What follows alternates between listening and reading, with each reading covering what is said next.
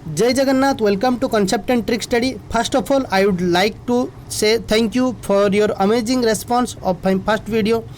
If you are not watched the first video, then this link was in description box. So please follow this series and be assured you have great result through your preparation. Next important thing is, अगर आप ये channel पे नए हैं तो subscribe my channel and hit the bell icon so that you get notification of my next video. ये video थोड़ा लंबा जाने वाला है. जो टाइम निकाल के ये वीडियो को देख रहे हैं, मैं दावे के साथ बोल रहा हूँ, उनका जो ज्ञान का भंडार है वो भर जाएगा, स्पेशली ऑन दिस टॉपिक. जिनका आगे इंटरव्यू है, जैसे कि OPSC का assistant executive engineer for civil, जो स्टूडेंट ये प्रिपेयर कर रहे हैं इंटरव्यू के लिए, प्लीज़ आप ये वीडियो को लेक्चर नंबर 1 से देखिए, ताकि आप लोगों को थ्रू आउट द इंटरव्यू बहुत ही हेल्प मिलेगा इसमें.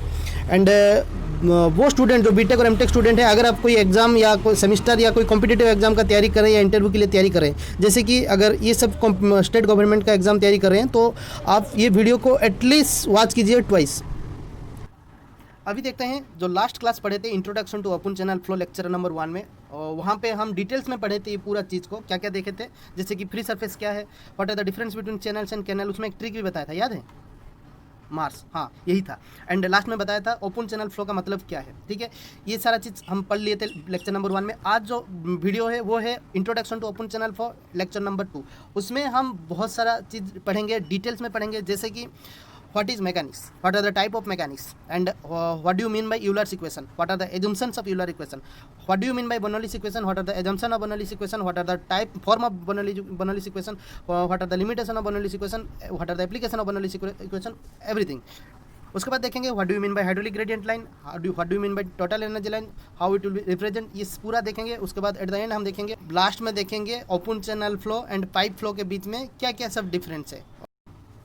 सो फ्रेंड, वीडियो को एंड तक देखिए. बहुत सारा कंसेप्ट के बारे में मैं बताया हूँ एंड कुछ ट्रिक है जो बीच बीच में मैं बोला हूँ. सो अगर वीडियो को अच्छा लग रहा है, अगर वीडियो को पसंद आ रहा है, तो लाइक एंड शेयर करना ना भूलिए. और इससे मुझे क्या है कि अंदर से इनकरेज मिलता है एंड मैं आपके लिए अच्छा एजुकेशनल वीडियो लाता रहूँगा. तो चलिए शुरू करते हैं.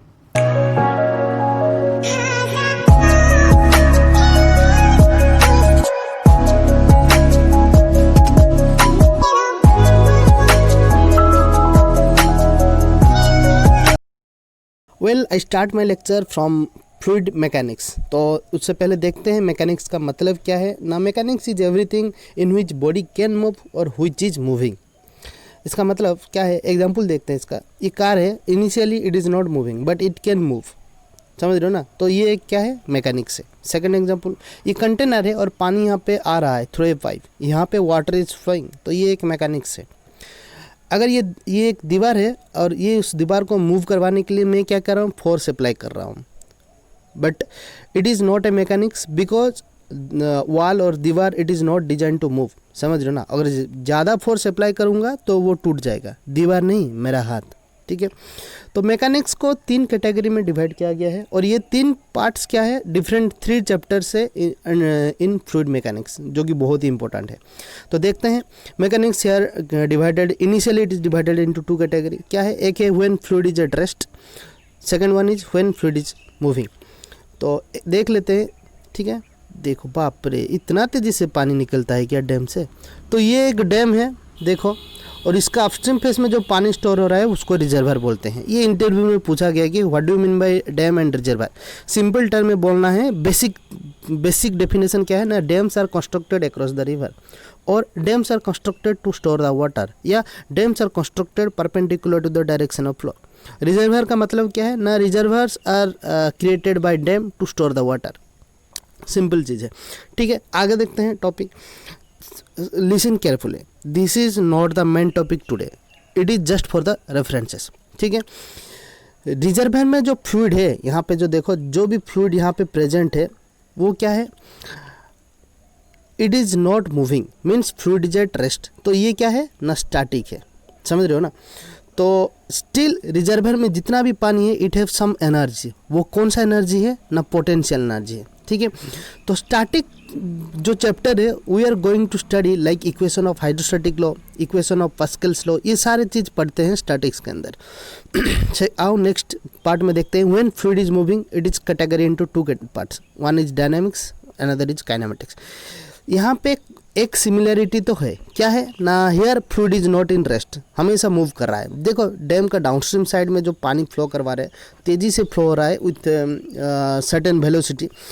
सो यहाँ पे जो एनर्जी स्टोर हो रहा है that is in form of kinetic energy. तो मैं यहाँ पे तुमको अच्छे से बताना चाहता हूँ, ये जो पानी देख रहे हो कूद के जा रहा है, उछल के जा रहा है, उसी को बोलते हैं hydraulic jump.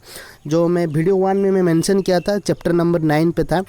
Non uniform flow का 2 कैटेगरी में डिवाइड किया गया है, एक है ग्रेजुअल वेरिड फ्लो, दूसरा है रैपिडली वेरिड फ्लो।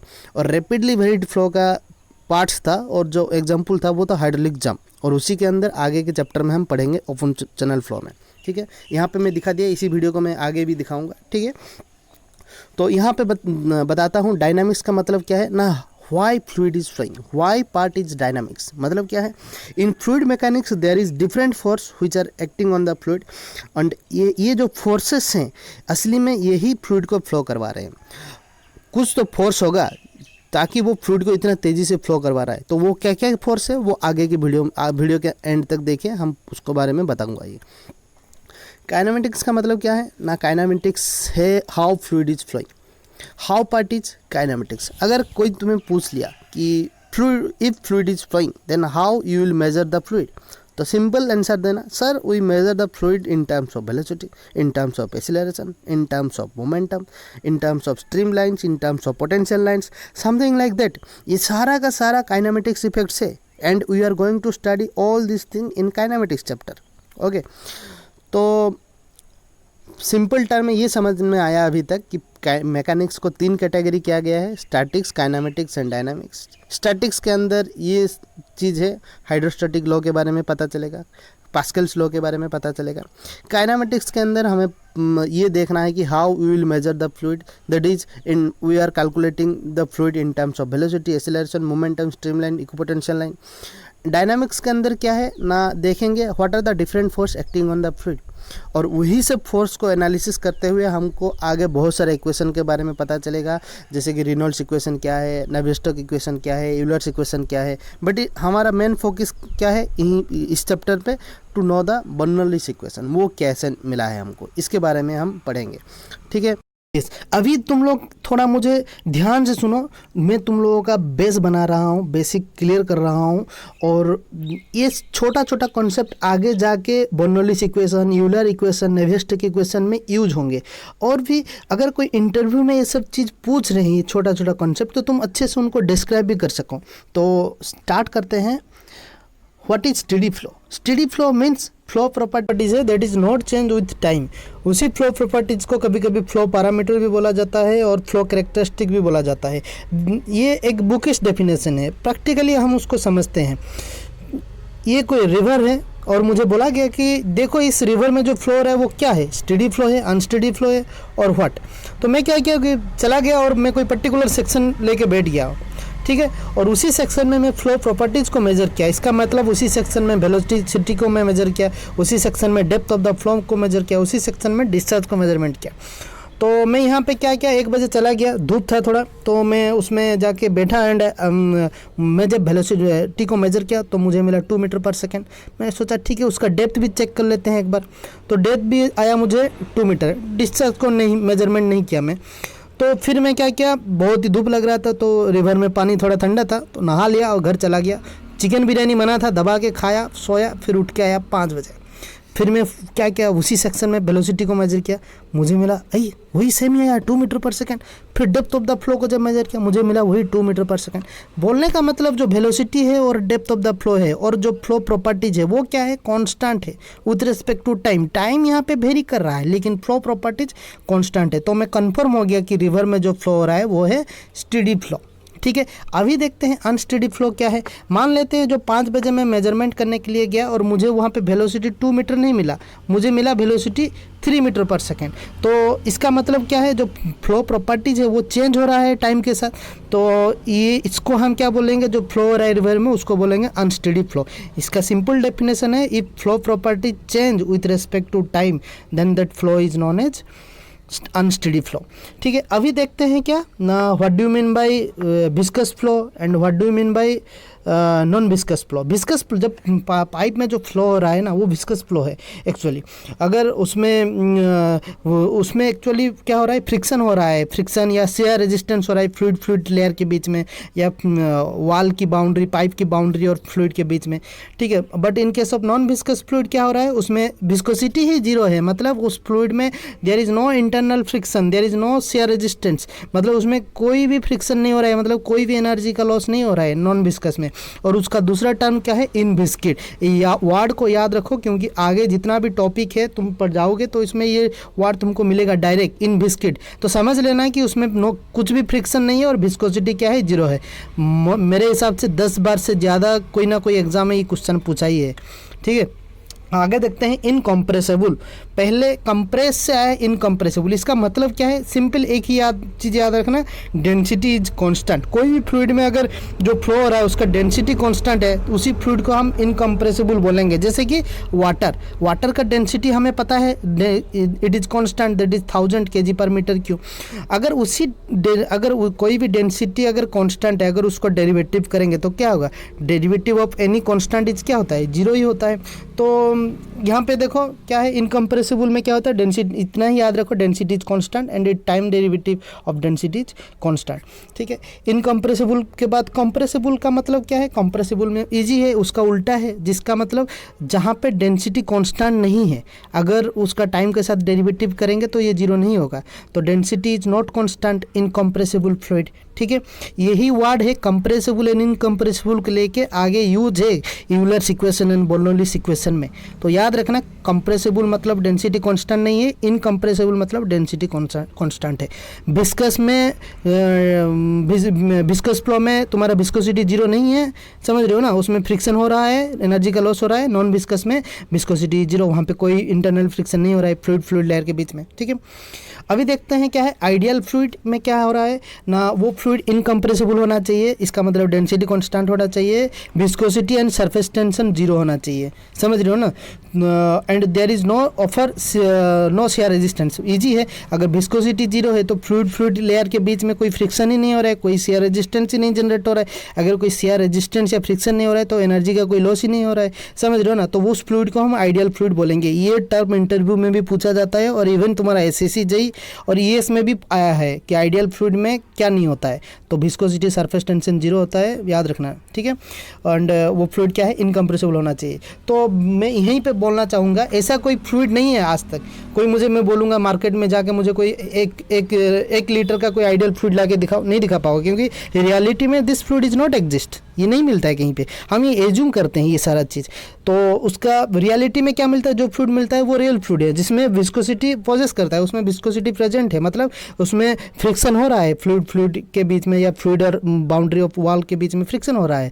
इसमें क्या मतलब, उसमें कुछ ना कुछ एनर्जी का लॉस होता है, इसका मतलब उसमें कोई शेयर रेजिस्टेंस है, तो उस फ्लूइड को हम रियल फ्लूइड बोलेंगे, ठीक है। नेक्स्ट देखते हैं, ये कोई फ्लो हो रहा है, यहाँ पे देखते हैं ये कोई फ्लो चल रहा है और ये जो एक स्माइलिंग फेस है ये कोई फ्लूइड का पार्टिकल है, ठीक है। और ये क्या कर रहा है, in the direction of flow कर रहा है, ठीक है। और नीचे कोई फ्लूइड पार्टिकल फ्लो कर रहा है और वो in the direction of flow के साथ फ्लो कर रहा है, उसी के साथ वो रोटेट हो रहा है अपना खुद की एक्सिस के साथ। तो यहाँ पे आता है rotational flow and irrotational flow. Diagram से ही इजीली समझ जाएंगे। रोटेशनल फ्लो में क्या हो रहा है ना, fluid particles rotates about it on axis in the direction of flow. यहाँ पे देख रहे हो ना फिगर में, ये वाला देखो नीचे फिगर में क्या हो रहा है ना, फ्लूइड पार्टिकल्स तो direction in the direction of flow के साथ फ्लो कर रहे हैं, उसी के साथ अपना खुद की एक्सिस के अबाउट वो रोटेट करता हुआ जा रहा है, उसको रोटेशनल फ्लो बोलेंगे। नेक्स्ट क्या है ना, इरोटेशनल फ्लो क्या है ना, fluid particle do not rotate about it on axis. यहाँ पे देखो जो फ्लूइड पार्टिकल्स जा रहे हैं वो अपना एक्सिस के अबाउट रोटेट नहीं कर रहे हैं वो, लेकिन वो डायरेक्शन ऑफ फ्लो के साथ मूव होके नीचे जा रहे हैं, ठीक है। तो पर्सनली तुम लोगों को ये चीज़ समझना है कि what do you mean by steady flow, unsteady flow, what do you mean by viscous flow, non viscous flow, real fluid, ideal fluid, what do you mean by compressible flow, non incompressible flow, what do you mean by rotational fluid और what do you mean by irrotational flow. ये सारा चीज़ समझना है, ये क्योंकि question आता है, इसी के ऊपर ऑब्जेक्टिव भी आता है, इंटरव्यू में भी पूछते हैं और इसका ये जो चीज़ है वो आगे यूज हुआ है। तो अभी देखते हैं फ्लूइड डायनामिक्स, इसी से ही स्टार्ट होता है यूलर्स और बर्नौलीज इक्वेशन का ओरिजिन। तो ध्यान से सुनते जाना, मस्त टॉपिक है, मज़ेदार टॉपिक है। अगर किसी को इंटरेस्ट नहीं है अभी से कट जाओ, सब सच में बोल रहा हूँ, बोरिंग क्यों हो गए। लेकिन सबसे मज़ेदार चीज़ और कॉन्सेप्ट चीज़ यहीं पे बताऊंगा, जिसको पता भी है वो भी देखे, क्योंकि यहाँ पे कुछ कुछ बीच में ऐसा मैं बोलते मतलब चीज़ लाया हूँ जो कि तुम पहली बार सुनोगे इसी चैनल की थ्रू। ठीक है, तो स्टार्ट करता हूँ। तो मैं जब फोटो दिखाया था स्टार्टिंग में, एक डैम के डाउनस्ट्रीम साइड में जो फ्लो हो रहा था और बहुत तेज़ी से पानी फ्लो हो रहा था, उसको मैं बोला था हाइड्रोलिक जंप हो रहा है। और उसमें जो वेलोसिटी था, जो पानी फ्लो हो रहा था, उसको कौन करवा रहा था, ये दिमाग में क्वेश्चन आया था कि क्या क्या फोर्सेस हैं वो पानी को फ्लो करवा रहे हैं, और पानी क्यों फ्लो हो रहा है, उसमें कौन सा फोर्स मदद कर रहे हैं उसको फ्लो होने में। तो उसी सारे चीज़ के बारे में जानेंगे। तो एक चीज़ बता देता हूँ, फ्लूइड के अंदर कुछ सिग्निफिकेंट फोर्सेस हैं, we have to understand it, जो एनालिसिस जो डायनामिक्स का पार्ट में आता है ये सारे फोर्सेस। तो यहाँ पे मैं फोर्सेस का सीक्वेंस वाइज लिख रहा हूँ, जिस जिस ऑर्डर पे लिखूँगा उसको अभी से याद रखना है, क्योंकि उसी के ऊपर मैं अच्छे कंसेप्चुअली बताते जाऊँगा और तुम लोग याद रखना उसको। ठीक है, कॉम्पिटिटिव में काम आएगा। तो पहला जो चीज़ है वो क्या है ना, एफपी है। एफपी मतलब प्रेशर फोर्स है, और ये हम कहाँ सुने थे, मैं फर्स्ट वीडियो में बोला था, जो पाइप में जो फ्लो हो रहा है ना, जो पाइप में फ्लो हो रहा है वो किसके कारण हो रहा है ना, प्रेशर के कारण हो रहा है। समझ रहे हो, प्रेशर डिफरेंस के कारण पाइप में फ्लो हो रहा है। और दूसरा क्या है ना, कोई इरिगेशन डिपार्टमेंट में देखना, they are using pumps in field for irrigation. Pumps में जो फ्लो होता है that is due to pressure, क्योंकि प्रेशर देखो यहाँ पे कोई वन एंड में प्रेशर के कारण फ्लो हो रहा है, दूसरा साइड क्या है, ओपन टू एटमॉस्फेयर है। ये कोई डीचेस में पानी आ रहा है और इसमें क्या हो रहा है, फ्यूरो में पानी जा रहा है टू द एग्रीकल्चर फील्ड। ठीक है, ये एग्जांपल है ओपन चैनल फ्लो, लेकिन ये एग्जांपल है पाइप फ्लो। और मैं तुम लोगों को बोला था फर्स्ट वीडियो में, पाइप फ्लो में वेलोसिटी कहाँ मैक्सिमम होता है, यहाँ पे देखो central line of the pipe, यहाँ पे देखो मैक्सिमम दिखा रहा है कि नहीं ग्राफ में। और ये फ्लो प्रोफाइल कैसे होता है वेलोसिटी का, ना पैराबोलिक होता है पाइप फ्लो में, लेकिन ओपन चैनल फ्लो में वेलोसिटी प्रोफाइल कैसा था ना, लॉगरिदमिक था। और वेलोसिटी कहाँ मैक्सिमम होता है ओपन चैनल फ्लो में, ना just below the free surface. यहाँ पे थोड़ा तुम लोगों का रिविजन भी हो गया। ठीक है, अभी नेक्स्ट चलते हैं क्या ना, एफ जी मतलब क्या है ना, ये है ग्रेविटी फोर्स। ये कहाँ दिखता है ना, फोटो में दिखाता हूँ, देखो ये देखे होगे, कोई रिवर हो गया, कोई कैनाल हो गया, इसमें जो पानी फ्लो हो रहा है अपस्ट्रीम टू डाउनस्ट्रीम जा रहा है, that is due to gravity. और ग्रेविटी में क्या होता है, जो फ्लो होता है that is it has free surface. And ये देखो, ये पानी जो है फ्री सरफेस है, it is open to atmosphere. और फ्री सरफेस का मतलब क्या बोला था, फ्री सरफेस में इट इज दैट सरफेस जिस सरफेस में फ्री फ्रॉम शेयर स्ट्रेस, मतलब शेयर स्ट्रेस जीरो होता है, टाउ जीरो है, बट जो नॉर्मल स्ट्रेस है sigma N, it is equal to atmospheric pressure and it is acting constantly. Sigma N हर एक पॉइंट में क्या है, या जो एटमॉस्फेरिक प्रेशर है हर एक पॉइंट पे कॉन्स्टेंट ही है। ठीक है, तो उसके बाद आगे चलते हैं, देखते हैं एफ वी क्या है ना, विस्कस फोर्स। विस्कस फोर्स क्या कर रहा है ना, ये भी काम कर रहा है पानी को फ्लो करवाने के लिए। ठीक है, will study on Newton's law of viscosity, इसको हम पढ़ेंगे वहाँ पे। एंड ये तो बता देता हूँ, अगर तुम लोगों का पानी का विस्कस फोर्स अगर ज़्यादा है ना, विस्कस फोर्स मतलब फ्रिक्शन बिटवीन फ्लूइड पार्टिकल्स अगर ज़्यादा है, तो वो वेलोसिटी को डिक्रीज करवा देता है, कम करवा देता है। ठीक है, ये देखो, समझ रहे हो ना, अगर वेलोसिटी, इसका मतलब अगर तुम्हारा पानी का वेलोसिटी ज़्यादा है ना, तो विस्कोसिटी का इफेक्ट थोड़ा कम हो जाता है। समझ रहे हो ना। तो यहीं पे मैं बोलना चाहूँगा कि जो रियल फ्लूइड में क्या होता है ना, विस्कोसिटी हमारा एग्जिस्ट करता है, प्रेजेंट होता है, उसमें फ्रिक्शन होता है फ्लूइड के पार्टिकल के बीच में। समझ रहे हो ना। तो but in ideal fluid viscosity क्या है, जीरो है, सरफेस टेंशन क्या है, जीरो है। ठीक है, तो इन आइडियल फ्लूइड में तुम्हारा विस्कोस फोर्स जीरो होता है, आइडियल फ्लूइड में। समझ रहे हो ना। और इसी चीज़ को देखेंगे, बर्नौलीज और यूलर्स ने ही पकड़ लिया कि उनका फ्लूइड आइडियल है। समझ रहे हो ना, तो इसीलिए उसका विस्कोस फोर्स कंसिडर नहीं किया जाता उनके इक्वेशन में। ठीक है, आगे बढ़ते हैं। तो ये तीन तो अभी बता दिया, एक याद रखना सिक्वेंशियली, पहले प्रेशर फोर्स, फिर ग्रेविटी फोर्स, फिर viscous force. Pressure, gravity, viscous, उसके बाद नेक्स्ट फोर्स कौन सा है ना, टर्बुलेंस फोर्स। इसको थोड़ा समझते हैं कि टर्बुलेंस मतलब क्या है।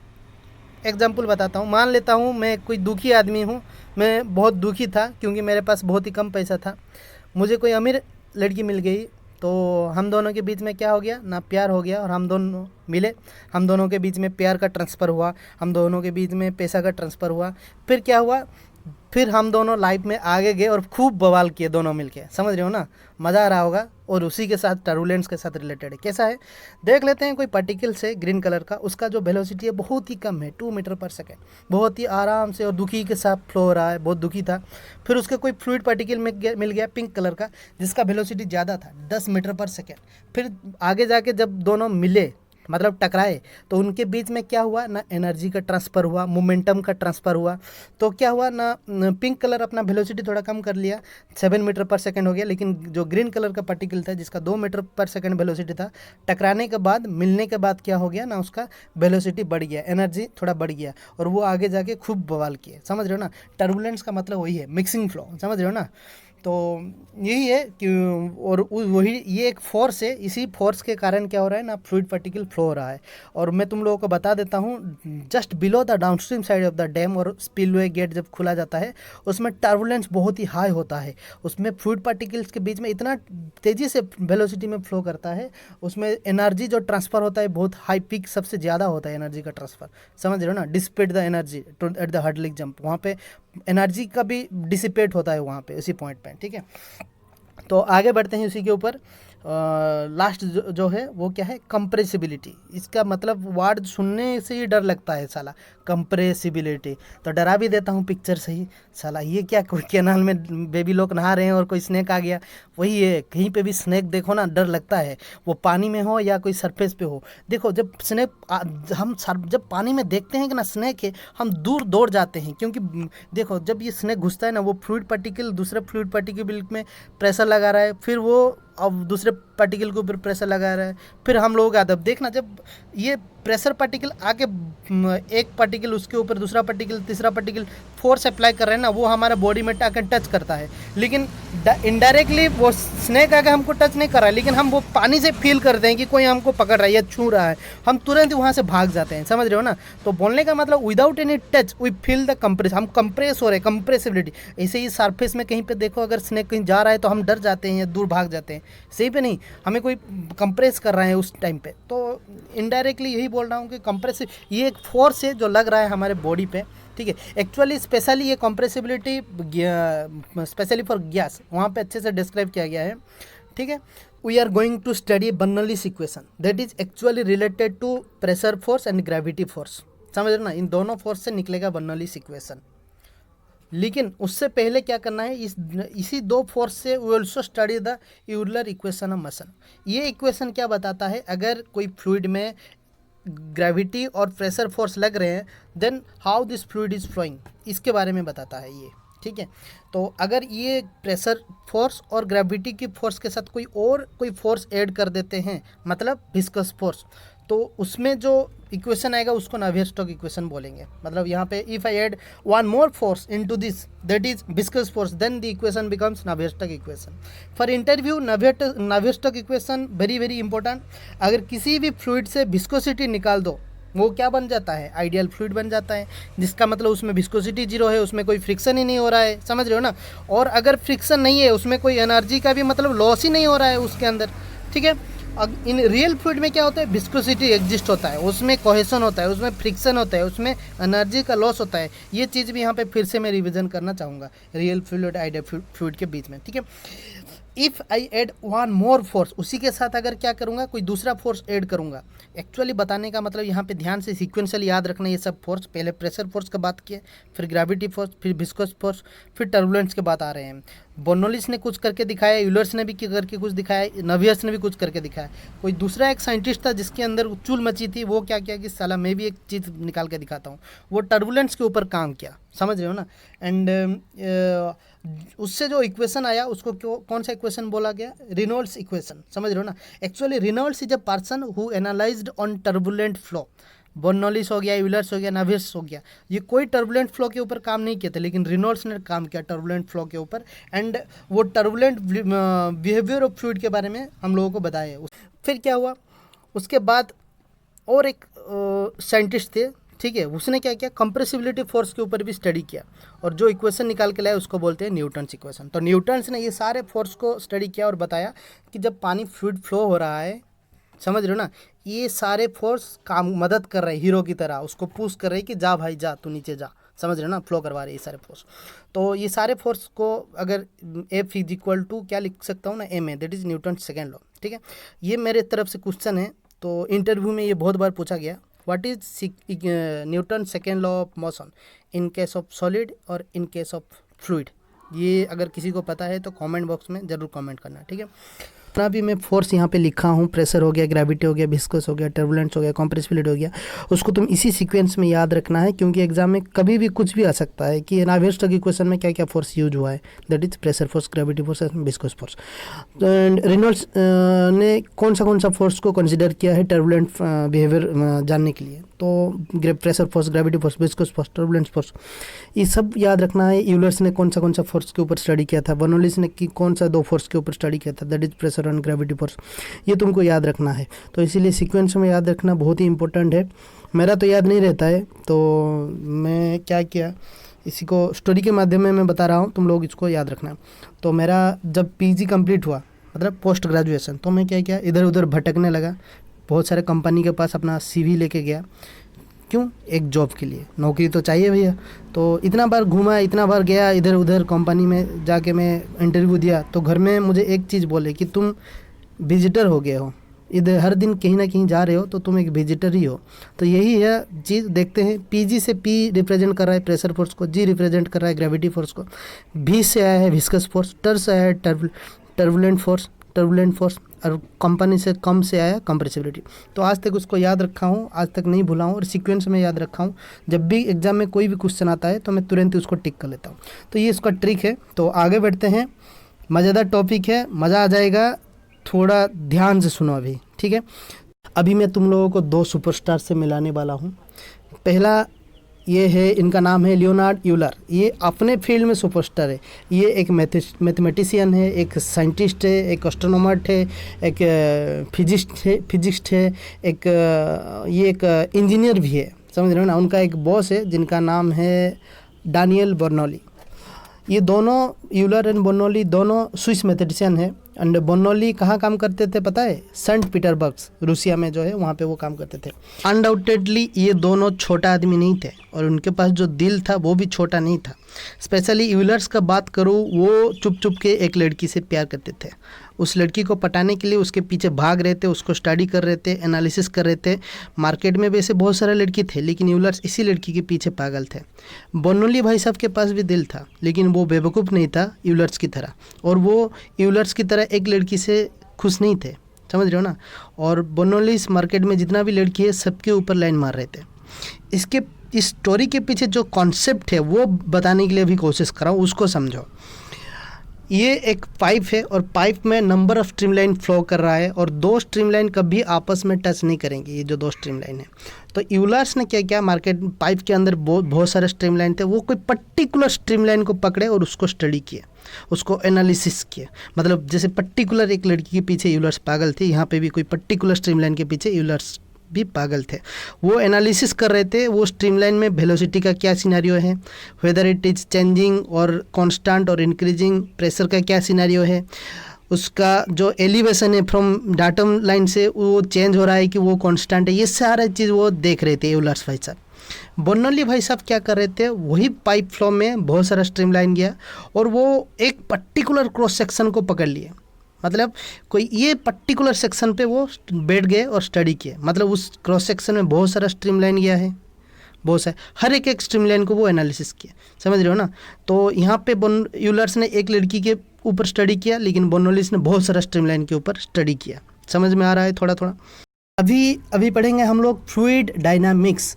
फ्लूइड डायनामिक्स क्या है ना, फोर्स कॉजिंग मोशन। कोई फ्लूइड के ऊपर फोर्स लग रहा है और वो फ्लो कर रहा है, ठीक है। And dynamic behaviour of fluid is studied by Newton second law of motion. ये इंपॉर्टेंट है, उसको याद रखना, ऑब्जेक्टिव आया है एक बार, इसलिए इंटरव्यू में ये क्वेश्चन भी पूछा जाता है, how kinematics is different from dynamics. And ये क्वेश्चन ही पूछा जाता है, what do you mean bye Newton second law of motion for fluid and solid. अगर ये दोनों क्वेश्चन का आंसर तुम लोगों को पता है तो ठीक है, अगर नहीं पता है किसी को तो please comment me on comment box, so that I will describe you in my next video. अभी देखते हैं बर्नौलीज इक्वेशन के कहाँ से डिराइव हुआ है। It is derived after integration of Euler equation of motion. एक बार ऑब्जेक्टिव में आया हुआ है। And Bernoulli's equation based on conservation of energy principal, but Euler equation based on conservation of momentum. ये भी एक बार ऑब्जेक्टिव आया हुआ है मार्क टेंडल ने। तो कंजर्वेशन ऑफ मोमेंटम को डिराइव किया और मुझे ये इक्वेशन मिला, और इसको हम बोलते हैं यूलर्स इक्वेशन, ठीक है। एंड इसी इक्वेशन को अगर बोथ साइड में इंटीग्रेट करूंगा, उससे जो इक्वेशन मिलेगा वो है बर्नौलीज इक्वेशन, ठीक है। इस इक्वेशन को अभी थोड़ा एनालिसिस करते हैं। जो पहला टर्म में डीपी है वो क्या रिप्रेजेंट करता है ना, प्रेशर ग्रेडियंट को रिप्रेजेंट करता है। थर्ड टर्म में जो डी जेड है वो रिप्रेजेंट करता है पोटेंशियल ग्रेडियंट और डाटम ग्रेडियंट। बीच वाला जो टर्म है डी वी वो रिप्रेजेंट कर रहा है वेलोसिटी ग्रेडियंट को।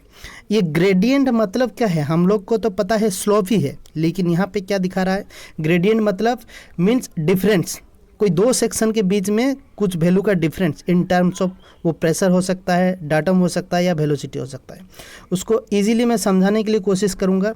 मान लेते हैं यहाँ पे एक पाइप फ्लो हो रहा है, ये उसका इनलेट है, ये उसका आउटलेट है। मान लेते हैं ये उसका कोई डाटम लाइन है, रेफरेंस लाइन है, ठीक है, और इससे कोई Z1 हाइट पे है और ये वाला सेक्शन में Z2 हाइट पे है। मान लेते हैं इसको सेक्शन 1 मान लेता हूँ, इसको सेक्शन 2 मान लेता हूँ। तो यहाँ पे जो पोटेंशियल ग्रेडियंट है that is Z1 minus Z2, मतलब जो डाटम का ग्रेडियंट है that is difference of datum head, ठीक है। अगर कोई प्रेशर का बात करूँ, एट इनलेट में मान लेता हूँ प्रेशर क्या है P1 है, एट आउटलेट में प्रेशर क्या है P2 है। प्रेशर ग्रेडियंट क्या है P1 माइनस P2 है, समझ रहे हो ना।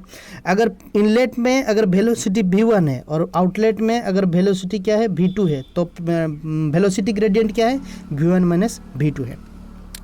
That is difference in two sections. अभी बताने के लिए ये कोशिश करूँगा, ये इंटरव्यू में ये क्वेश्चन आया हुआ है और पूछा भी जाता है कि if fluid is flowing then where do you measure this pressure gradient, potential gradient and velocity gradient. तो यूलर्स ने क्या किया, ये पूरा चीज़ जो भी प्रेशर हुआ या वेलोसिटी हो गया या पोटेंशियल हो गया, ये मेज़र किया कोई पर्टिकुलर स्ट्रीमलाइन के ऊपर ही मेज़र किया है। तो यूलर्स ने only study on one streamline, मतलब जो फ्लूइड का पार्टिकल है that is move on a path, एक लाइन पे ही वो कैलकुलेट किए सारे चीज़ को, समझ रहे हो ना। एंड यही है, all difference gradients are measure in a particular streamline. तो एज्यूम्शंस ऑफ यूलर्स इक्वेशन, इसको ध्यान से सुनो क्योंकि इसके ऊपर बहुत सारा क्वेश्चन है, तो अभी से ही इसको याद रखना। तो ये स्टडी किए थे कोई पर्टिकुलर स्ट्रीमलाइन के ऊपर यूलर्स ने, जैसे कि वो कोई पर्टिकुलर लड़की के पीछे पागल थे यूलर्स, ऐसे ही। तो ये कोई पर्टिकुलर स्ट्रीमलाइन है, उसी लाइन पे ही हम फ्लूइड का वेलोसिटी ग्रेडियंट मेजर करेंगे, पोटेंशियल ग्रेडियंट मेजर करेंगे और डाटम ग्रेडियंट मेजर करेंगे। तो इसका एज्यूम्शन से ऐसा ही, फ्लो इज स्टेडी होना चाहिए, फ्लो इज इनविस्किड होना चाहिए, फ्लो इज इनकम्प्रेसिबल होना चाहिए, फ्लो इज लामिनर होना चाहिए, फ्लो इज इरोटेशनल होना चाहिए। यहाँ पे और दो एजम्पशंस ऐड करूँगा, जैसे कि यूलर्स ने खुद माना है कि जो फ्लूइड फ्लो हो रहा है फोर्सेस के कारण, वो फोर्सेस क्या क्या होना चाहिए, सिर्फ there are two forces, that is pressure force, another is gravity force. यहाँ पे मैं फिर से जो स्टार्टिंग में बोला था यहीं पे रिवीजन करना चाहूँगा आप लोगों के लिए। जो स्टेडी का मतलब क्या है, स्टेडी फ्लो वो फ्लो है जिसमें फ्लो प्रॉपर्टीज कांस्टेंट है। मैं बोला था कोई रिवर में कोई पर्टिकुलर सेक्शन लेके गया था और उसी सेक्शन में 1 बजे जाके चेक किया, वेलोसिटी मुझे मिला 2 मीटर पर सेकेंड। फिर चिकन बिरयानी खा के फिर आके जब चेक किया 5 बजे, फिर मुझे क्या वेलोसिटी मिला, वही 2 मीटर पर सेकेंड। तो फ्लो प्रॉपर्टीज क्या है, कॉन्स्टेंट है विद रिस्पेक्ट टू टाइम, उसको हम स्टेडी फ्लो बोलेंगे। इनविस्किड मतलब क्या है, जिसमें विस्कोसिटी क्या है, जीरो है, समझ रहे हो ना। विस्कोसिटी और किस में जीरो है, जैसे कि आइडियल फ्लूइड में बोला था, आइडियल फ्लूइड में क्या होता है, विस्कोसिटी जीरो होता है, बट रियल फ्लूइड में विस्कोसिटी जीरो नहीं है। इनडायरेक्टली यूलर्स ने आइडियल फ्लूइड को कंसीडर किया है, ये भी ऑब्जेक्टिव आया हुआ है, ठीक है, ऑप्शन में मिलेगा तुमको आइडियल फ्लूइड।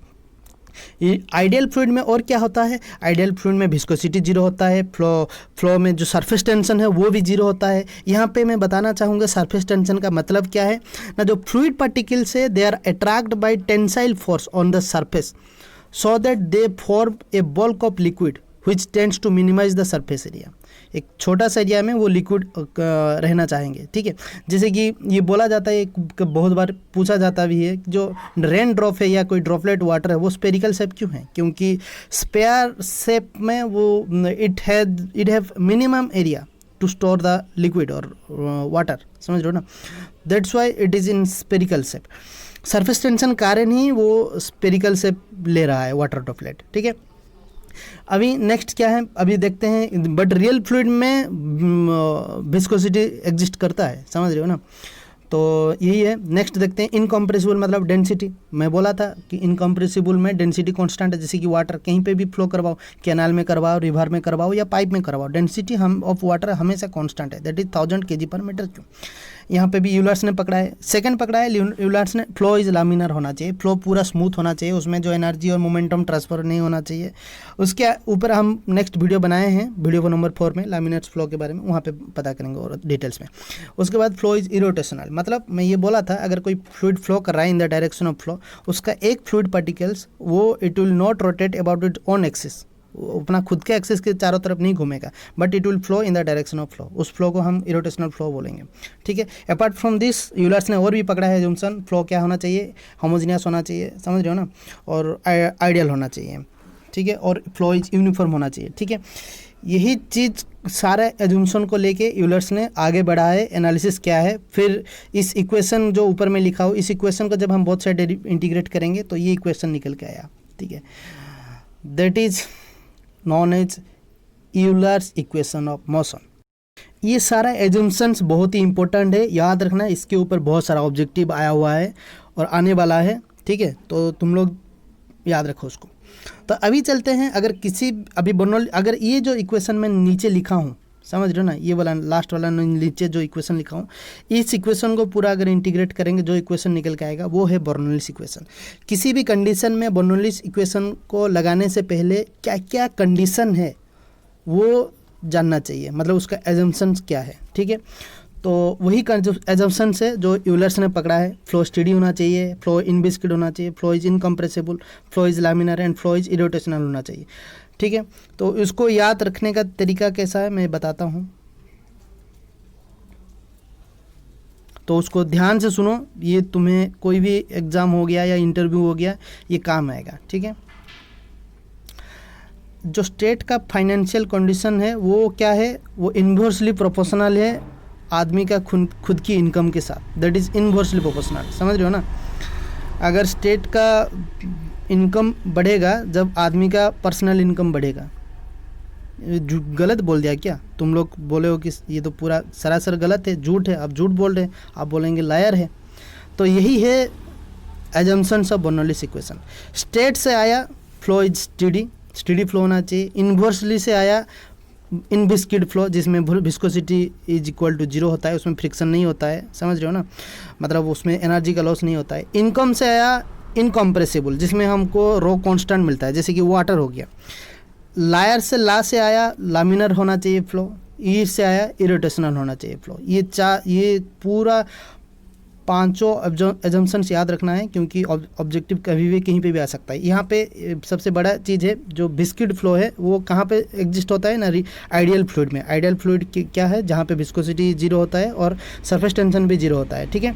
और एक चीज़ बताना चाहूँगा, रियल फ्लूइड में विस्कोसिटी कभी 0 नहीं होता है, क्योंकि कभी कभी बर्नौलीज एजम्पशन, बर्नौलीज ऐसा क्वेश्चन आता है कि what is the assumption of Bernoulli's equation for real fluid. अगर रियल फ्लूइड बोल दिया तो वहाँ पे इनविस्किड मत बोलना, फ्लो इज इनविस्किड, वहाँ पे विस्कस रहता है, विस्कस फ्लो होगा उस जगह पे, ठीक है, उसको तुम लोग थोड़ा याद रखना। अभी देखेंगे हम लोग बर्नौलीज इक्वेशन, ये यूलर्स इक्वेशन से ही इंटीग्रेट होके आया हुआ है। तो ये है यूलर्स इक्वेशन, लास्ट टाइम जो इक्वेशन था उससे इंटीग्रेट किए तो ये हमको मिला। तो यूलर्स इक्वेशन में हम एक एग्जाम्पशन पढ़े थे, स्पेशली उसी को डिस्कस करना चाहूँगा कि फ्लो इज इनकम्प्रेसिबल, मतलब उसमें रो कांस्टेंट है। लेकिन यहाँ पे तुम लोग थोड़ा ध्यान से देखो, यहाँ पे रो कांस्टेंट नहीं है। अगर रो कांस्टेंट होता उसको मैं इंटीग्रेट को बाहर साइड लेके डीपी को इंटीग्रेट करता, प्रेशर ही में लेता। लेकिन यहाँ पे वो इस कांस्टेंट नहीं है, इसलिए उसको इंटीग्रेशन के अंदर रखा हूँ। इसका मतलब क्या है, वो कौन सा फ्लो हो जिसमें डेंसिटी चेंज नहीं होता है, वो है कंप्रेसिबल फ्लो। तो यहाँ पे जो यूलर्स इक्वेशन का जो एजम्पशन है यहाँ पे, तो वो यहाँ पे चेंज होता हुआ दिख रहा है, क्योंकि यहाँ पे हम लिख सकते हैं ये, क्योंकि ये इसीलिए यहाँ पे डिस्क्राइब कर रहा हूँ क्योंकि एक बार इसका क्वेश्चन आया था, ये इक्वेशन गिवन था और पूछा था कि इनमें से कौन सा एजम्पशंस यूलर्स के अंडर आ रहा है। तो यहाँ पे ध्यान से देखना, यहाँ पे रो कांस्टेंट नहीं है क्योंकि इंटीग्रेशन के अंडर ही है, तो यहाँ पे फ्लो को तुमको कंप्रेसिबली लेना था, ठीक है। अगर ये इक्वेशन रो डेंसिटी बाहर रहता है तो वहाँ पे हम बोल सकते हैं हाँ रो कांस्टेंट है, तो फ्लो इज इनकम्प्रेसिबल होता है, ठीक है। तो फिर इसको जब हम फर्दर इंटीग्रेट किए, जब मान के चले बर्नौली ने मान के चला ठीक है फ्लो क्या है, इनकम्प्रेसिबल है, रो कांस्टेंट है, फिर बाहर लेके उसको इंटीग्रेट किया तो उसको डिराइव करके ये इक्वेशन लाया वो फिर से। तो ये बर्नौलीज का एनर्जी इक्वेशन है, ठीक है। एंड यहाँ पे P इंडिकेट क्या कर रहा है ना, pressure energy per unit volume, उसको स्टैटिक प्रेशर एनर्जी भी बोला जाता है। ये half rho V square kinetic energy per unit volume बोलते हैं, उसको डायनामिक प्रेशर एनर्जी भी बोला जाता है। रो जी जेड उसको potential energy per unit volume बोला जाता है, नहीं तो उसको हाइड्रोस्टैटिक प्रेशर एनर्जी भी बोला जाता है, ठीक है। तो इसमें यहाँ पे डिटेल्स में बताने के लिए कोशिश करूँगा। जो P है वो तुम्हारा क्या है, स्टैटिक प्रेशर है, और जो हाफ रो वी स्क्वायर है वो क्या है, तुम्हारा डायनामिक प्रेशर है। अगर ये दोनों प्रेशर को हम मिलाएंगे, जो हमको थर्ड प्रेशर मिल रहा है उसको बोलते हैं स्टैग्नेशन प्रेशर, ठीक है। तो ये PS जो स्टैटिक प्रेशर है वो कहाँ से मिलेगा, पीजोमीटर से मिलता है। ये जो स्टैग्नेशन प्रेशर है कहाँ मिलता है, वो पीटर ट्यूब से मिलता है। अभी इसी के बारे में बात करेंगे। डायनामिक प्रेशर जो है, जो जिसको हम लिखते हैं कि हाफ रो वी स्क्वायर लिखते हैं डायनामिक प्रेशर, वो कैसे मिलेगा ना, सिंपल है, stagnation pressure minus static pressure करेंगे तो हमको मिल जाएगा। और यहाँ से मैं इजीली फाइंड आउट भी कितना है, वेलोसिटी ऑफ फ्लो कितना है, मैं इजीली कैलकुलेट कर पाऊंगा इस इक्वेशन से, ठीक है। इसी को प्रैक्टिकली मैं दिखा रहा हूँ कोई एग्जाम, कोई फिगर के थ्रू, ठीक है।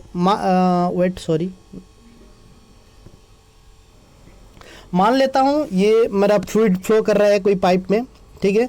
यहाँ पे V वेलोसिटी में पानी फ्लो कर रहा है, और ये मेरा L शेप पीटर ट्यूब है, उसका शेप L शेप का होता है।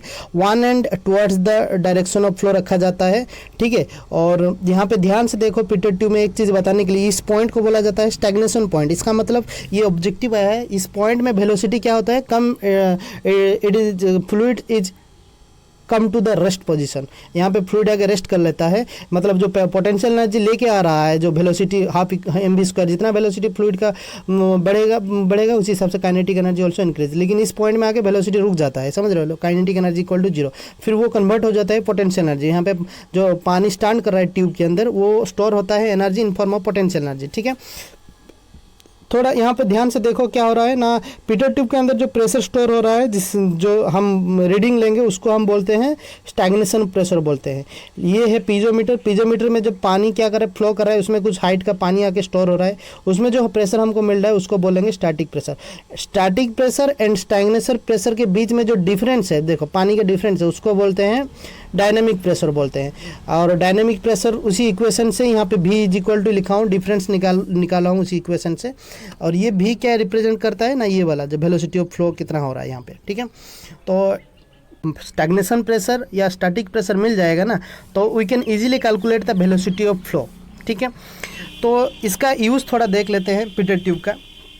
अगर इंटरव्यू में पूछ लेंगे कि find out the velocity of car, कैसे निकालेंगे वेलोसिटी ऑफ कार, समझ रहे हो ना, क्योंकि वी कैन इजीली कैलकुलेट, क्योंकि यहाँ पे टायर है, टायर रोटेट कर रहा है, तो हमको उसका गाड़ी का स्पीड पता चल जाएगा, ठीक है।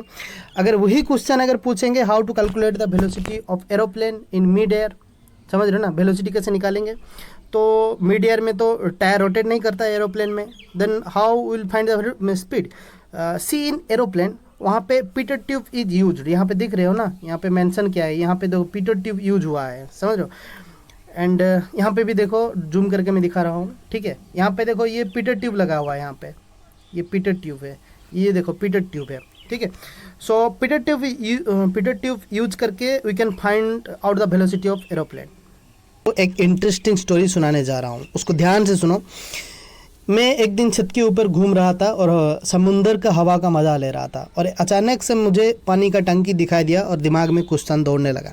मैं बनोली जी को बुलाया कि आप कहाँ हैं, जल्दी आइए। वो आ गए तुरंत ही, बोले कि मैं तुम्हारे करीब हूँ, अभी जो पूछना है पूछो।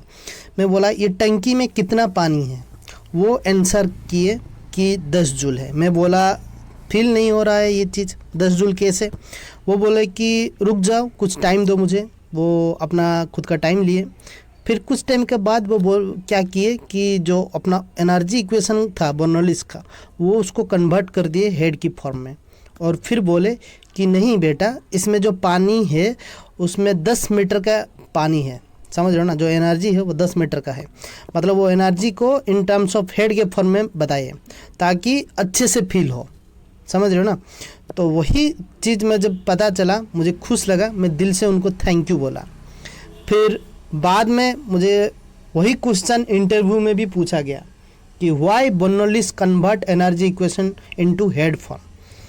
ठीक है, ये देखो ये डैम है और डैम का ये अपस्ट्रीम साइड क्या है, रिजर्वर है, ये लेक का पानी यहाँ पे स्टोर हुआ है। ठीक है, जब यहाँ से देखो जब water stand on upstream side of the dam, क्या उसमें एनर्जी है? आंसर क्या है? यस, ये स्टैटिक कंडीशन में है, वाटर रेस्ट के कंडीशन में स्टैटिक वाटर है एनर्जी, और वो कौन सा है? Potential energy. ठीक है, तो अगर ये डैम है और ये पानी का हाइट कितना है, मान लेते हैं जेड, तो इस पॉइंट में जो प्रेशर है हाइड्रोस्टैटिक प्रेशर वो क्या है? रो जी जेड है। ठीक है, और ये जो रो जी है कोई लड़की का नाम नहीं है, समझ रहे हो ना, ये स्पेसिफिक वेट है, ये प्रॉपर्टीज ऑफ फ्लूइड है एक, समझ रहे हो। एंड मैं यही बोलूँगा, अगर आप इफ़ यू गिव मी ये हाइट ऑफ स्टैंडिंग वाटर, अगर ये मुझे जेड आप निकाल के बता रहे हैं तो मैं आई विल टेल यू कि ये नीचे में जो प्रेशर लग रहा है, यहाँ पे कितना प्रेशर लग रहा है, वो उसी को हाइड्रोस्टैटिक प्रेशर ही बुलाते हैं। मैं बोल दूंगा रोज ही जेड करूँगा, जेड अगर मुझे मिल जाएगा तो मैं इसमें मल्टीप्लाई करूँगा, बोल दूंगा आप लोगों को। यहाँ पे इसका मतलब ये है जेड जितना ज़्यादा होगा, जेड जितना इंक्रीज होगा उतना हाइड्रोस्टैटिक प्रेशर उसी हिसाब से इंक्रीज होगा। इसका मतलब बोलने का मतलब क्या है, जो हाइड्रोस्टैटिक प्रेशर है मैक्सिमम कहाँ मिलेगा? नीचे ही मिलेगा, प्रेशर ज़्यादा एक्ट होगा टुवर्ड्स द डैम, समझ रहे हो ना। और जितना जितना ऊपर ऊपर जाएंगे जेड का वैल्यू यहाँ से कम होता जाएगा, उसी हिसाब से प्रेशर जो भी लग रहा होगा कम लग रहा होगा। इसीलिए देखो ध्यान से देखो, डैम का जो शेप है वो ट्रापेजोइडल है, समझ रहे हो ना। टॉप सेक्शन में विड्थ थोड़ा कम है लेकिन बॉटम सेक्शन में विड्थ थोड़ा ज़्यादा है, क्योंकि प्रेशर यहाँ पे ज़्यादा लग रहा है, इसीलिए वो कंक्रीट का विड्थ क्या इसको ज़्यादा रखे हैं ताकि टू बेयर और to resist that hydrostatic pressure. यहाँ पे जो प्रेशर है वो कम लग रहा है क्योंकि हाइट जेड कम है, रो जी एच कम है यहाँ पे, मतलब यहाँ पे प्रेशर कम है तो इसलिए उसका डैम का विड्थ भी हम कम रखे हैं यहाँ पे। ठीक है, नेक्स्ट चीज़ ये है, if I know the Z, अगर मुझे जेड पता है तो मैं कितना पानी यहाँ पे जा रहा है, मूव कर रहा है, ये भी बता सकता हूँ। वो कैसे ना, हमें पता है velocity equal to root under 2g z. ठीक है, अगर जेड मुझे आप बता रहे हैं, I can tell you the velocity of flow, तो यही वेलोसिटी पेनस्टॉक के अंदर मूव कर रहा है पानी और जाके टरबाइन की ब्लेड में स्ट्राइक कर रहा है, समझ रहे हो ना। और यहाँ पे जो पानी स्टोर होके था वो था पोटेंशियल एनर्जी के फॉर्म में, जब पानी पेनस्टॉक के अंदर मूव कर रहा है हाई वेलोसिटी, वो कन्वर्ट हो रहा है काइनेटिक एनर्जी में। ठीक है, ये जो अपस्ट्रीम साइड में जो रिजर्वर है और इसमें जो पानी स्टोर है रेस्ट की कंडीशन में, उसमें जो एनर्जी स्टोर हुआ है, अगर उसको मैं हेड की फॉर्म में लिख दूंगा ना तो ये इजी होगा to calculate the pressure and velocity. कोई पर्टिकुलर सेक्शन है, मान लो मैं इस सेक्शन में मुझे प्रेशर चाहिए, या इस सेक्शन पे या इस सेक्शन पे, अगर मुझे हाइट का वैल्यू पता है, मतलब एनर्जी का फॉर्म पता है इन टर्म्स ऑफ हेड, या तो मैं उस जगह पे क्या कर सकता हूँ, कोई भी पर्टिकुलर सेक्शन पे प्रेशर निकाल सकता हूँ। अगर मुझे कहीं पे भी मुझे चाहिए यहाँ पे वेलोसिटी ऑफ फ्लो कितना है, तो अगर मुझे हाइट पता है तो मैं इजीली कैलकुलेट कर सकता हूँ। इसी चीज़ को देखते हुए बर्नौलिस ने अपना खुद की एनर्जी इक्वेशन को कन्वर्ट किया हेड के फॉर्म में। हेड के फॉर्म में बर्नौलिस ने कैसे उसका इक्वेशन को डिराइव किया है, एनर्जी इक्वेशन को। ठीक है, जो ये इक्वेशन है, ये वाला इक्वेशन को कैसे वो डिराइव किया है ना, ये देखो यहाँ पे क्या क्या है, जो प्रेशर एनर्जी है उसमें क्या क्या रो जी डिवाइड किया है सब टर्म में, तो उसको ऐसे इक्वेशन मिला। और जेड डाटम हेड है, v²/2g क्या है ना, वेलोसिटी हेड है, p/ρg प्रेशर हेड है। ठीक है, और इज इक्वल टू कॉन्स्टेंट, तो हम क्या बोल रहे हैं उसको ना, head form of Bernoulli's equation. ठीक है, ये p/ρg बताता है प्रेशर हेड, और pressure energy per unit wait represent कर रहा है, v²/2g काइनेटिक हेड है और kinetic energy per unit wait है, और जेड क्या है, डाटम हेड और potential energy per unit head है, ये रिप्रेजेंट कर रहा है। ठीक है, तो जेड का यूनिट क्या है, मीटर है, हर एक टर्म p/ρg भी मीटर में रिप्रेजेंट कर रहा है, v²/2g भी मीटर में रिप्रेजेंट कर रहा है। ठीक है, और ये क्या है, ये पूरा टोटल एनर्जी है या टोटल हेड है, summation of total head is equal to constant. मतलब बर्नौलिस ये बोल रहा है अगर कोई दो सेक्शन लोगे तो उसमें जो टोटल हेड होगा वो सेम होगा। अभी ये जो हेड के फॉर्म में बर्नौलिस ने बता के चले गए, फिर मुझे समझने में थोड़ा मुश्किल हुआ, मैं फिर याद किया उन्हें, मैं बुलाया बर्नौलिस जी, वो बोले क्या हुआ फिर बोलो। मैं बोला ये जो इक्वेशन आप जो बता दिए, ये जो हेड का फॉर्म में जो इक्वेशन बोल दिए कि वो तो बुकिश डेफिनेशन है, बुकिश लैंग्वेज है, प्रैक्टिकली थोड़ा समझना था। बोले कि बुड़बक मुझे कहाँ छोड़ के गए थे। मैं फिर सोचा हाँ आपको वो छत के ऊपर छोड़ के आए थे, बोले कि आओ वहाँ पे। मैं बोला ठीक है चलते हैं। मैं देखा जाके कि बर्नौलिस वहीं पे थे और मैं उनसे पूछा कि ये जो आप हेड का फॉर्म इक्वेशन रिप्रेजेंट किए थे वो कैसे किए थे, मुझे यहाँ पे थोड़ा दिखाओ। वो बोले कि देखो ये क्या है ना, समुंदर है। समुंदर में हम जो लाइन लेते हैं उसको बोलते हैं मीन से लेबल लाइन। उस लाइन से क्या होता है ना, जिसमें RL क्या होता है, 0 होता है, जो हम जानते हैं। और उससे जो भी ऑब्जेक्ट का हाइट मेजर किया जाता है वो रेफरेंस लाइन मानते हैं। ठीक है, तो मान लो ये तुम्हारा डाटम लाइन है या कोई रेफरेंस लाइन है या कोई मीन सी लेवल लाइन है। ठीक है, रेफरेंस लाइन वो लाइन है जिसका RL हमें पता होता है। ठीक है, उस हाइट से हम कोई भी ऑब्जेक्ट का हाइट मेजर कर सकते हैं। ठीक है, तो मैं बोला ठीक है आगे बताइए। फिर बोले मान लेते हैं ये जो हेड है ये रेफरेंस लाइन से इसको जो लेंथ होता है उसको बोलते हैं डाटम हेड। फिर डाटम हेड के ऊपर जो हेड आता है, मतलब ये टंकी का जो हाइट है उसको क्या बोला जाता है ना, बोला जाता है प्रेशर हेड। और ये कैसे निकाला जाता है ना, क्योंकि हमें पता है pressure equal to P equal to rho g h, और हमें यहाँ पे H is equal to P by rho g के टर्म में लिख सकते हैं। और ये जो H है यहाँ पे लिखा हूँ वही H क्या है ना, प्रेशर हेड है। ठीक है, प्रेशर हेड के ऊपर जो टॉप लाइन है, जो टॉप पॉइंट है, इसमें जो लाइन आगे मिलता है उसको बोला जाता है हाइड्रोलिक ग्रेडियंट लाइन। ठीक है, हाइड्रोलिक ग्रेडियंट लाइन के ऊपर या प्रेशर हेड के ऊपर जो हेड मेजर किया जाता है उसको बोला जाता है वेलोसिटी हेड। और वो कैसे मेजर किया जाता है ना, H equal to V²/2g। Velocity head के ऊपर जो लाइन है उसको बोला जाता है टोटल एनर्जी लाइन। ठीक है, बर्नौलिस ने अपना एज्यूम्शन में पकड़ लिया था फ्लो इज इन विस्किड, मतलब विस्कोसिटी 0, इसमें कोई फ्रिक्शन नहीं हो रहा है, उसमें कोई एनर्जी लॉस नहीं हो रहा है। तो ये ध्यान से याद रखना, अगर क्वेश्चन में मेंशन किया गया है कि अगर कोई फ्लो के टाइम कोई एनर्जी का लॉस नहीं हो रहा है या इन विस्किड है तो उसमें कोई लॉस नहीं हो रहा है, कोई एनर्जी लॉस नहीं हो रहा है, मतलब जो टोटल एनर्जी लाइन है, जो हाइड्रोलिक ग्रेडियंट लाइन है और जो डाटम लाइन है वो पैरेलल होंगे, पैरेलल टू ईच अदर होंगे। ठीक है, अभी देखेंगे what are the limitation of Bernoulli's equation. ये जो आदमी है बहुत सही है, काम भी अच्छा किए हैं, और कभी कभी अच्छा आदमी ही बुरा काम कर देता है। तो यहीं पे देखते हैं, पहला लिमिटेशन है रोटेशनल फ्लो। ये rotational flow against the Bernoulli's equation.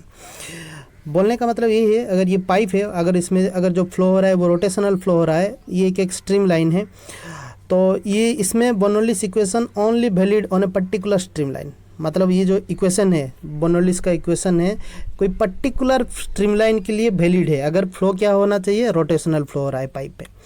अगर फ्लो इरोटेशनल है पाइप के अंदर तो Bernoulli's equation valid for all the streamlines. ठीक है, नेक्स्ट क्या है, विस्कोस फ्लो। ये देखते हैं, ये जो विस्कोस फ्लो मतलब क्या होता है ना, फ्रिक्शन बिटवीन द लेयर। अगर फ्रिक्शन हो रहा है पानी के लेयर के बीच में या पाइप बाउंड्री और फ्लूइड के बीच में, तो उसमें एनर्जी का लॉसेस होता है। ठीक है, लेकिन बर्नौलिस ने माना कि उसके एजम्पशन में माना फ्लो इज आइडियल और इन विस्किड, मतलब उसमें कोई लॉस नहीं हो रहा है, viscosity 0, no friction, no shear resistance. जिसका मतलब क्या हो रहा है, वो कॉन्ट्राडिक्ट कर रहा है। ठीक है, कोई पाइप कन्वर्जेंट सेक्शन हो या डाइवर्जेंट सेक्शन हो, उसमें तो फ्रिक्शन होता ही रहता है, मतलब उसमें लॉस होता ही रहता है। लेकिन बर्नौलिस में पकड़ा क्या ना, there is no loss of energy. ठीक है, तो ये एक लिमिटेशन है। सेकंड देखते हैं, ये एक पाइप है, उसमें फ्लो हो रहा है और हमें पता है PV इक्वल टू रो/RT, मतलब टेम्परेचर के साथ डेंसिटी का रिलेशन इन्वर्सली प्रोपोर्शनल है। अगर टेम्परेचर इंक्रीज कर रहा है तो डेंसिटी डिक्रीज कर रहा है। ये पाइप में अगर फ्लो कर रहा है, ड्यू टू सराउंडिंग टेम्परेचर अगर इसका बढ़ रहा है तो टेम्परेचर इंक्रीज कर रहा है तो पानी का जो डेंसिटी होगा वो क्या होगा, वो चेंज होगा। समझ रहे हो ना, जो कि कंट्राडिक्ट कर रहा है बर्नौलिस इक्वेशन को, क्योंकि हमें पता है बर्नौलिस ने माना है कि फ्लो क्या है, इनकम्प्रेसिबल है, जिसमें डेंसिटी हमेशा कांस्टेंट रहता है। लेकिन इस केस सिनेरियो में डेंसिटी क्या हो रहा है, चेंज हो रहा है। ठीक है, with respect to temperature. Next देखते हैं ये वाला डाइवर्जेंट सेक्शन में। देखो क्या हो रहा है ना, जो फ्लूइड फ्लो हो रहा है, जब पानी फ्लो होता है, इस सेक्शन में क्या हो रहा है, फ्रिक्शन का सिनेरियो दिख रहा है, जिसके कारण बर्नौलिस इक्वेशन यहाँ पे भी वैलिड नहीं है। This is the limitation of Bernoulli's equation. ठीक है, नेक्स्ट बाउंड्री लेयर में भी अगर कोई बॉडी है, उसमें कोई पानी फ्लो हो रहा है, इसमें भी फ्रिक्शन हो रहा है बॉडी के साथ। यहाँ पे देखो कोई फैन रोटेट कर रहा है, इसमें भी फ्रिक्शन हो रहा है। कोई फ्लो थ्रो वल्व हो रहा है, ये एक वल्व है और पानी पाइप में फ्लो कर रहा है। अगर हम उसको वल्व को थोड़ा क्लोज करेंगे तो यहाँ पे क्या हो रहा है ना, फ्रिक्शन हो रहा है, समझ रहे हो ना, जिसके कारण एनर्जी का लॉस हो रहा है। यहाँ पे देखो कोई लॉन्ग एंड नैरो ट्यूब्स होता है, जो पानी यहाँ पे लिक्विड जो है इसके अंदर अगर फ्लो कर रहा है, उसमें भी क्या हो रहा है ना, फ्रिक्शन हो रहा है, जिसके कारण एनर्जी का लॉस हो रहा है। कोई सेक्शन 1 तो अगर सेक्शन 2 में जाएंगे तो इसमें भी क्या हो रहा है, एनर्जी का लॉस हो रहा है। तो ये सारा चीज़ है। फॉर आइडियल फ्लूइड में क्या सिनेरियो है और रियल फ्लूइड में क्या सिनेरियो है।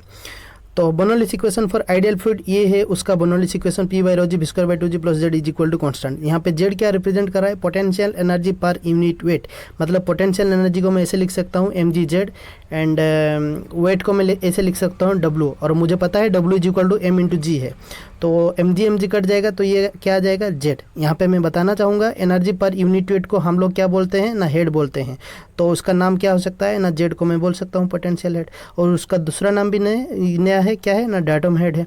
तो नेक्स्ट चीज़ देखते हैं, टर्म जो है v² बाई 2g, उसको बोलते हैं kinetic energy per unit wait, and kinetic energy क्या है ना, हाफ mv² है, और यूनिट वेट क्या है w है, और w को हम जानते हैं w equal to m into g है, mass into acceleration due to gravity, तो यहाँ पे लिख दिया, तो m कट जाएगा तो इसको लिख सकता हूँ v² बाई 2g, और v² बाई 2 ये जो है यहाँ पे एनर्जी पर यूनिट वेट को क्या बोला जाता है ना, हेड बोला जाता है, तो इसको मैं बोल सकता हूँ काइनेटिक हेड है। और उसका दूसरा नाम क्या है ना, वेलोसिटी हेड भी बोला जाता है, और उसका तीसरा नाम क्या है ना, डायनामिक हेड भी है, उसी को भी बोलते हैं। जो लास्ट टर्म है P बाई रो जी, यहाँ पे जो इसको बोला जाता है pressure energy per unit wait है, और प्रेशर एनर्जी क्या है ना, P है, और यूनिट वेट को क्या रिप्रेजेंट किया जाता है ना, गामा से भी रिप्रेजेंट किया जाता है, and gamma is equal to rho into g है, ठीक है, ये स्पेसिफिक वेट है, फ्लूइड का प्रॉपर्टीज है, तो इसको प्रेशर हेड भी बोला जाता है, ठीक है।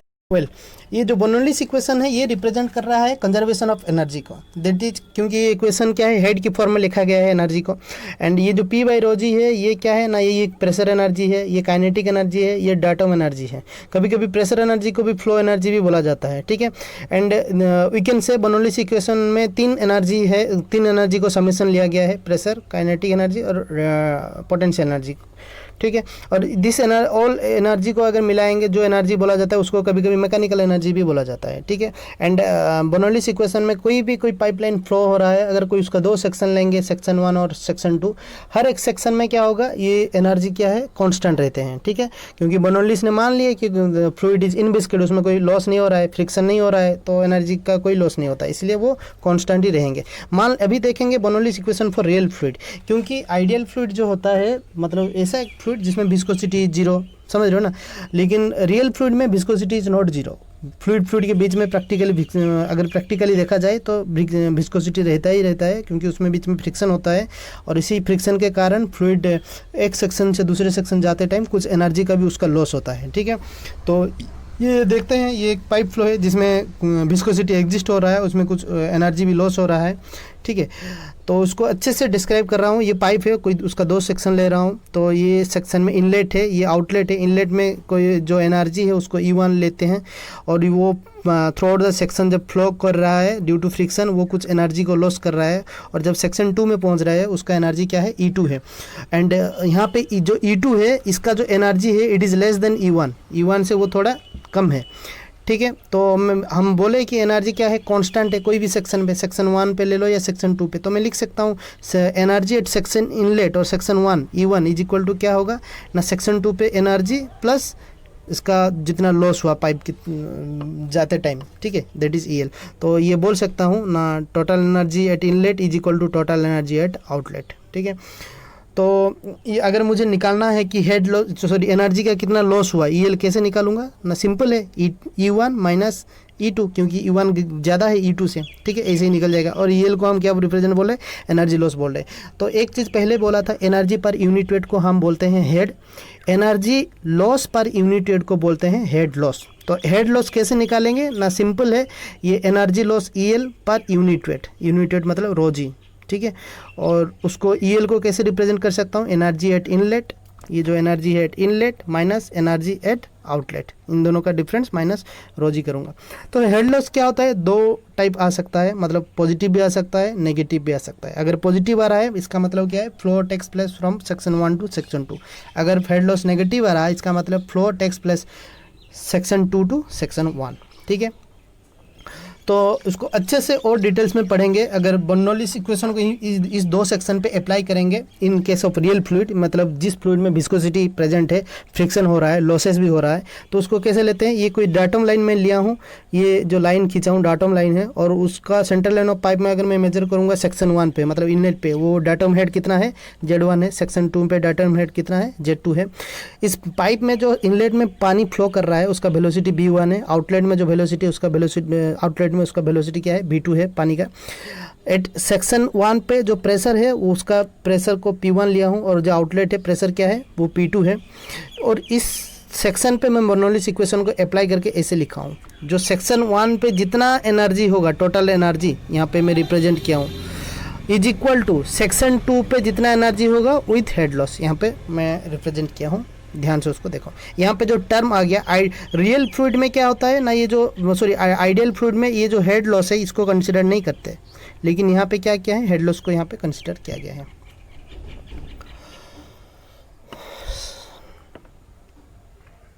तो अभी बर्नौलीज इक्वेशन को देखते हैं। P by rho G pressure head को रिप्रेजेंट कर रहा है, velocity head B square by 2G velocity head को रिप्रेजेंट कर रहा है। Z क्या है ना, डाटम हेड है।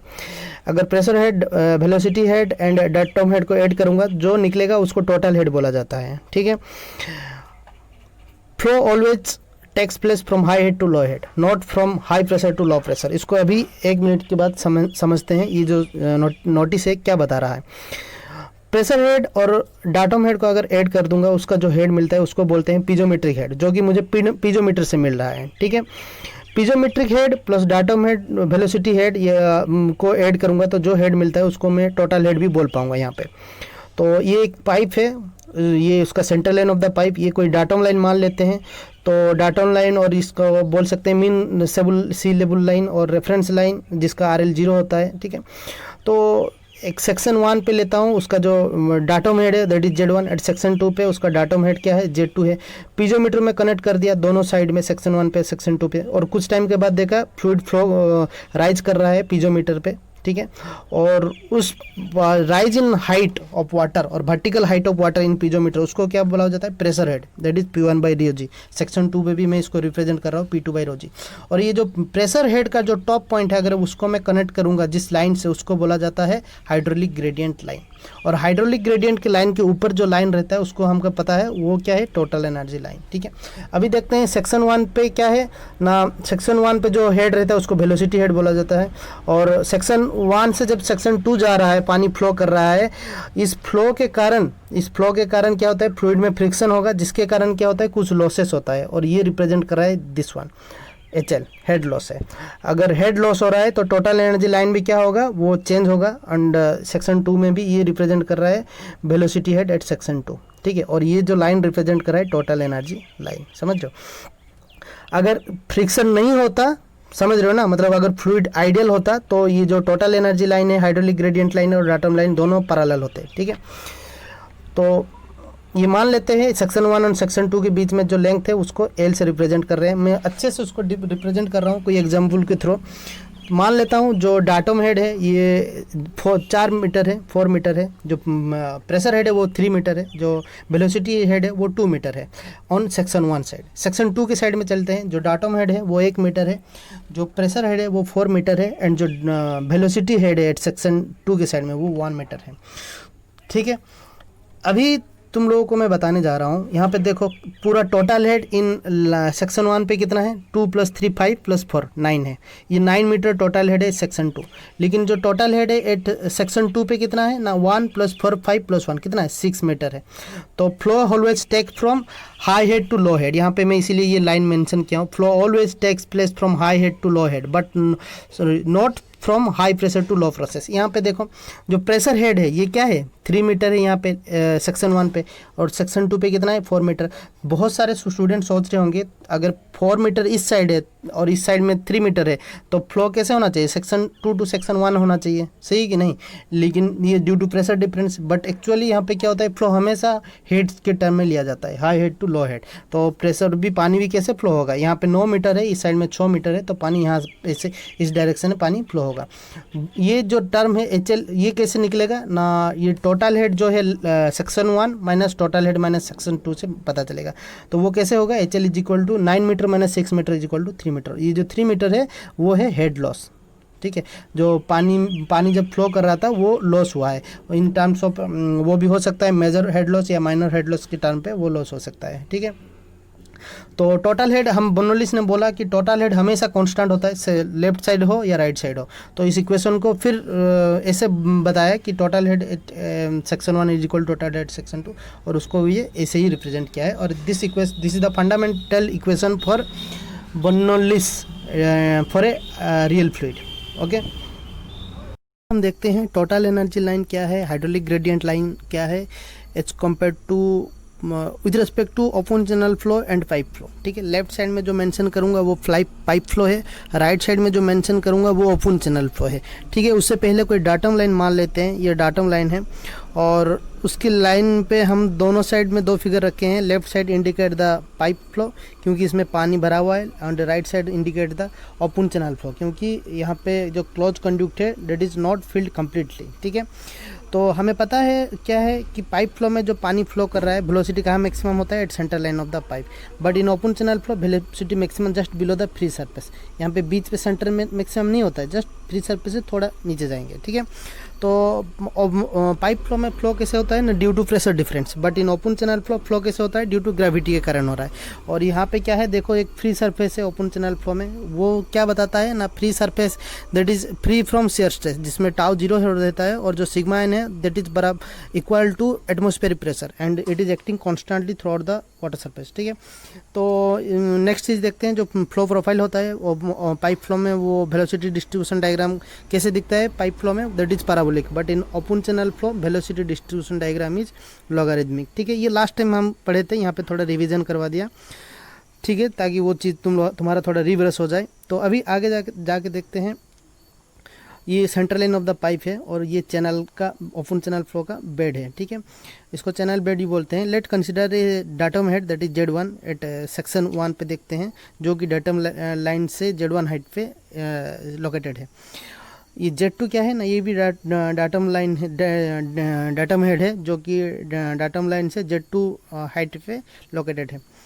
तो ये देखो, ये वाटर टेबल है, ओपन चैनल फ्लो में इंडिकेट कर किया है, यहाँ पे पानी फ्लो हो रहा है इस हाइट पे, और ये इंडिकेट कर रहा है डेप्थ ऑफ फ्लो को। अभी ये देखो पाइप में ये पानी फुल यहाँ पे फ्लो हो रहा है, तो ये उसका वाटर टेबल है। यहाँ पे पीजोमीटर दोनों साइड में लगा देता हूँ, और लगाने के बाद देखा कि कुछ साइड तक पानी राइज किया है, तो उसको हम क्या बोलते हैं ना, उसको बोलते हैं प्रेशर हेड, ठीक है, P/ρg जिसको डिनोट किए हैं, ठीक है। यहाँ पे मैं बताने के लिए कोशिश करूँगा, क्या है, इस चीज़ को थोड़ा बताने के लिए कोशिश करूँगा।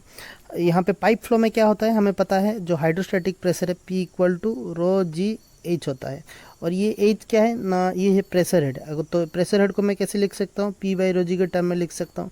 तो यहाँ पे मैं लेफ्ट हैंड साइड में जो मेंशन किया हूँ, जो प्रेशर हेड है पीजोमीटर के अंदर जो हाइट आया है वो क्या है, P1/ρg एट सेक्शन 1, ठीक है।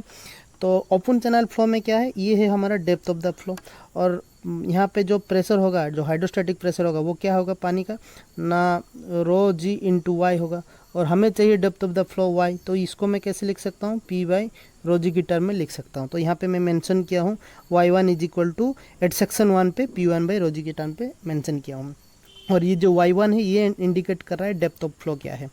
इसको हटा रहा हूँ, अभी आगे देखता हूँ क्या है ना, सेक्शन 2 पे भी ये क्या है, जो पानी है जिसको हम बोल रहे हैं प्रेशर हेड, वो क्या है P2/ρg।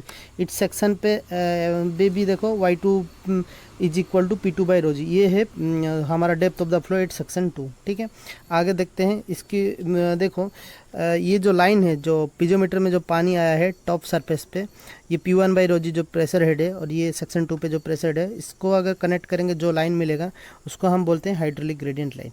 लेकिन ओपन चैनल फ्लो में देखते हैं, ये जो पानी का सरफेस है, जो वाटर सरफेस लाइन है, वही है हाइड्रोलिक ग्रेडियंट लाइन। समझ रहे हो ना, क्योंकि हमारा depth of the flow y1 यही है सेक्शन 1 पे, और y2 सेक्शन क्या है, यही है। तो इस ये लाई करता है, इस दोनों क्या करते हैं, कोइंसाइड करते हैं। ये ऑब्जेक्टिव पूछा भी है, hydraulic gradient line is equal to water surface line in open channel flow, याद रखना। बट इन पाइप फ्लो क्या है ना, जो वाटर सरफेस लाइन है, कौन सा वाला, ये वाला देखो वाटर टेबल है, ये पाइप का है, और हाइड्रोलिक ग्रेडियंट लाइन ने ऊपर लाई किया है। मतलब इसका मतलब, बोलने का मतलब कि जो हाइड्रोलिक ग्रेडियंट लाइन है वो कभी इंटरसेक्ट या कोइंसाइड नहीं करता वाटर सरफेस लाइन के साथ, ठीक है, that in case of pipe flow. ठीक है, आगे देखते हैं। हाइड्रोलिक ग्रेडियंट लाइन के ऊपर जो लाइन रहता है उसको हम क्या बोलते हैं ना, टोटल एनर्जी लाइन बोलते हैं। तो ये क्या है ना, ये काइनेटिक हेड है V1/2g। ये भी ओपन चैनल फ्लो में भी इंडिकेट किया हूँ सेक्शन 1 में, V1/2g। जब पानी कोई एक सेक्शन से दूसरे सेक्शन फ्लो करता है तो उसमें कुछ लॉसेस होता है, और उसको हम क्या बोलते हैं, हेड लॉस। तो यहाँ पे भी ओपन चैनल फ्लो में भी तो लॉसेस ही रहता है, इसको भी हेड लॉस के हिसाब से यहाँ पे इंडिकेट किया हूँ। तो अगर हेड लॉस हो रहा है फ्लो के कारण, तो उसमें क्या होगा, जो टोटल एनर्जी लाइन है वो डिफ्लेक्टेड हो जाएगा टुवर्ड्स द डाउनस्ट्रीम साइड। ठीक है, तो अभी जो हेड हमको मिला यहाँ पे, उसको हम वेलोसिटी हेड से रिप्रेजेंट कर रहे हैं एट सेक्शन 2, और इसको भी हम यहाँ पे रिप्रेजेंट कर रहे हैं। बट याद रखना, बर्नौलिस ने क्या बोला, जो टोटल हेड है जो सेक्शन 1 पे हो रहता है, वो टोटल हेड एट सेक्शन 2 पे आएगा। दोनों क्या होगा, इक्वल होगा। मतलब टोटल हेड कोई भी सेक्शन पे लो, वो क्या है, कांस्टेंट ही रहता है। तो ये पकड़ते हैं, इसको एल पकड़ते हैं, कोई दो सेक्शन के बीच में जो डिस्टेंस है उसको मैं एल मान रहा हूँ। अभी थोड़ा उसका फिजिकल सिग्निफिकेंस देख लेते हैं। पाइप फ्लो में क्या है, P/ρg V²/2g plus Z equal to total energy head. मतलब ये जो प्रेशर हेड है या वेलोसिटी हेड है या कोई डाटम हेड है, अगर इन दोनों को ऐड करेंगे तो उसको टोटल एनर्जी है, that is in terms of head के फॉर्म में लिखा गया है। ठीक है, ये कांस्टेंट है कोई पर्टिकुलर सेक्शन में, सेक्शन 1 और सेक्शन 2 में क्या है, दोनों बराबर ही हैं यहाँ पे। ठीक है, अभी ओपन चैनल फ्लो में क्या है ना, depth of the flow y and this is the velocity head, this is datum head. इन तीनों को ऐड करेंगे ओपन चैनल फ्लो के केस में, इसको बोल देंगे टोटल एनर्जी हेड बोलेंगे यहाँ पे। इन पाइप फ्लो क्या है, जो प्रेशर हेड है और जो डाटम हेड है, अगर उन दोनों को ऐड करूँगा तो उसको क्या बोलेंगे, पीजोमेट्रिक हेड बोलेंगे। ठीक है, इन open channel flow depth of the flow plus datum head को ऐड करेंगे तो उसको हम पीजोमेट्रिक हेड बोलेंगे। ये भी क्वेश्चन पूछा गया कि जो total energy line minus hydraulic gradient line को क्या बोलेंगे।